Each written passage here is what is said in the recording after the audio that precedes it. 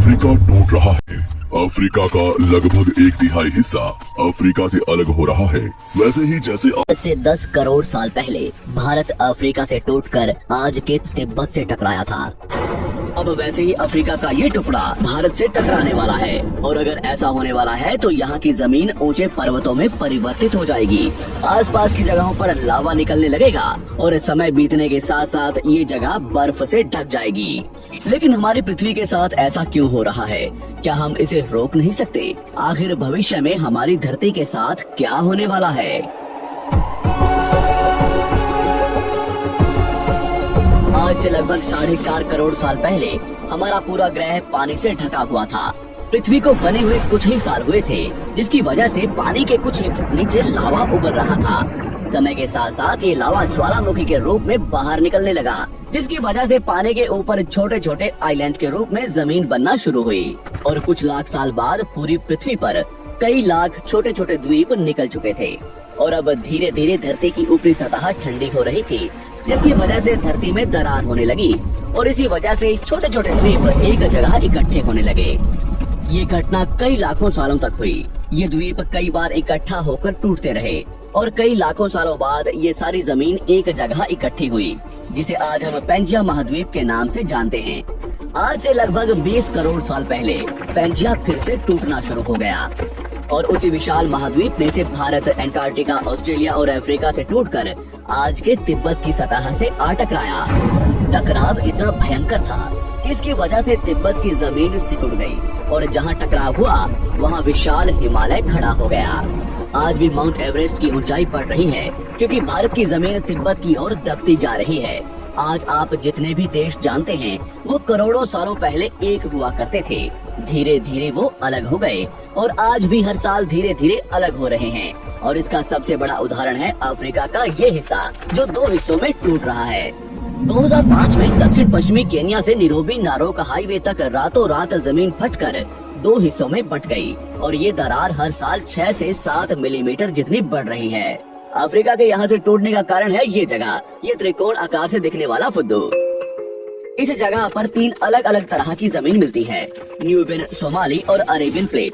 तीनों प्लेट्स के यहाँ जुड़ने की वजह से पूरा त्रिकोण हिस्सा अंदर से निकले लावा की वजह से बना हुआ है, जिसकी वजह से यहाँ हजारों सालों से ज्वालामुखी निकलना आम बात है।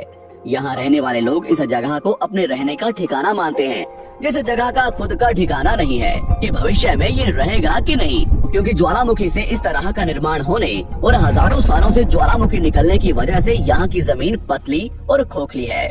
बार बार ज्वालामुखी निकलने की वजह से यहाँ भूकंप आना आम बात है और यही कारण है कि यहाँ की जमीन टूट रही है। भविष्य में दरार बढ़ने पर यहाँ पानी भरने लगेगा और ये पूरा हिस्सा पानी से भर जाएगा और इसकी वजह से अफ्रीका के टूटने की गति बढ़ जाएगी, जिसकी चेतावनी यहाँ खोज करने वाले भूवैज्ञानिक यहाँ स्थित देशों की सरकारों को दे चुके हैं। इससे हमारी पृथ्वी को ये खतरा है कि दरार बढ़ने से ज्वालामुखी और विषैली गैसें निकलेंगी। भूवैज्ञानिक रॉय लिवमोर के मुताबिक सोमाली प्लेट भविष्य में भारत के पश्चिमी हिस्से से टकराएगा और यहाँ में भारत का मतलब आज के इंडिया, पाकिस्तान और श्रीलंका से टकराने की बात कर रहा हूँ। तो क्या होगा जब सोमाली प्लेट भारत से टकराएगा? अगर सोमाली प्लेट उसी गति से भारत से टकराता है जिस गति से भारत तिब्बत से टकराया था, तो कई शहर और राज्य तबाह हो जाएंगे। इसका सबसे जल्दी और ज्यादा असर भारत के मुंबई में दिखाई देगा। समुद्री किनारे साल दर साल उठने लगेंगे और भूकंप आम हो जाएंगे। समय के साथ साथ ज्वालामुखी फूटने लगेंगे। धीरे धीरे सोमाली प्लेट गोवा से केरला और श्रीलंका के संपर्क में भी आ चुकी होगी। ऊपरी साइड में द्वारका से सोमनाथ और पाकिस्तान के कराची तक सारे समुद्री किनारे पर्वत में परिवर्तित होने लगेंगे और यहाँ विशाल पर्वत खड़े हो जाएंगे, जिसकी वजह से यहाँ का मौसम ठंडा होने लगेगा और यहाँ भी कश्मीर की तरह बर्फ गिरने लगेगी।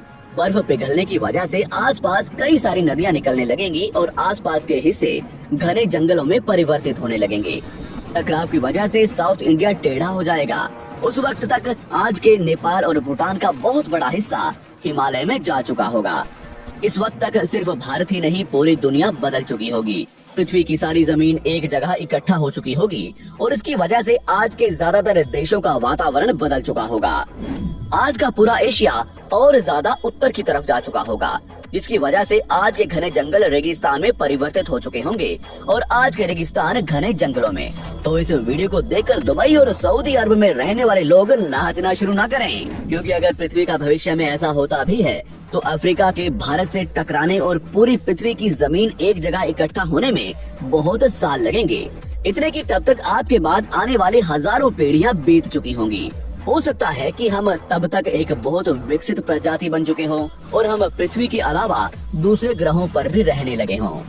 अफ्रीका के टूटने और भारत से टकराने की थ्योरी रॉय लिवमोर ने 1990 में दी थी, जिसके बाद कई दूसरे भूवैज्ञानिकों ने दूसरी थ्योरी भी बनाई है, जिसके मुताबिक सोमाली प्लेट भारत से नहीं टकराएगी। लेकिन ज्यादातर भूवैज्ञानिकों का मानना है कि धरती की ऊपरी जमीन फिर से एक दूसरे से जुड़ेगी और आज से करोड़ों सालों बाद हमारी पृथ्वी इन चारों में एक जैसी दिखेगी।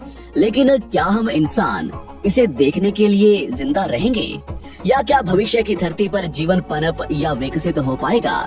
यही एक बहुत बड़ा सवाल है जिसका जवाब हम इंसानों को मिलकर देना है।